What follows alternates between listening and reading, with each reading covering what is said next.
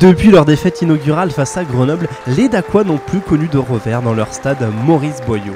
Les coéquipiers du capitaine Arnaud Pic espéraient bien réserver le même sort aux Aurillacois vendredi. Pour cela, ils démarrent la partie pieds au plancher. La touche de Delonca est bien captée par Tuino. Le deuxième ligne glisse le ballon à son comparse Liebenberg au cœur d'un efficace ballon porté. Les Dacquois progressent dans la défense des Cantaliens. Le Maule finit par passer au sol à une dizaine de mètres de la ligne d'en but d'Aurillac. Le demi de mêlée Arnaud Pic fait rebondir l'action vers Felipe Bercetti qui adresse le ballon à Sakusa Buraitaki Yassa. En bon finisseur, l'ailier fidjien se joue de la défense pour inscrire le premier essai du match. Le Dacquois inscrit ici son 4e essai cette saison. Un essai qui va être transformé par l'Uruguayen Felipe Bercetti 7-0 après 4 minutes. Les Aurillacois réagissent en campant pendant une dizaine de minutes dans la moitié de terrain landaise. Il faut 3 tentatives à Joris Seconds pour enfin trouver la mire, 7-3 après 17 minutes. Son homologue Felipe Bercetti manque aussi une tentative puis récolte un carton jaune. Face au Perche, Joris Seconds se fait un plaisir de valider cette période de supériorité numérique. Le stade aurillacois revient à un point du club landais, 7-6, le score à la pause. Un score logiquement serré entre le 9e et le 11e du championnat. Au retour des vestiaires, c'est l'international uruguayen Felipe Bercetti qui donne le ton.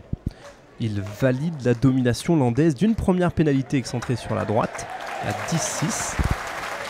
Puis de près, après un bon travail de ses coéquipiers et notamment du centre Ropilla, l'ouvreur Bercetti concrétise ainsi à 13-6.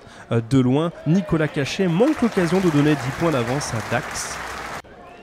Et Aurillac pense alors revenir dans la partie sur un nouveau coup de patte de son jeune ouvreur Joris Seconds, qui remplace efficacement Maxime Petitjean, blessé actuellement. 13-9 après ce coup de pied de Seconds. Mais les Aurillacois sont indisciplinés. Le deuxième ligne, Maxime Granouillet, récolte un carton jaune après une faute suite à une touche landaise.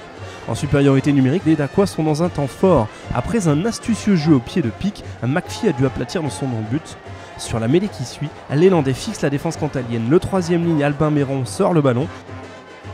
Les locaux enchaînent au ras avec Liebenberg.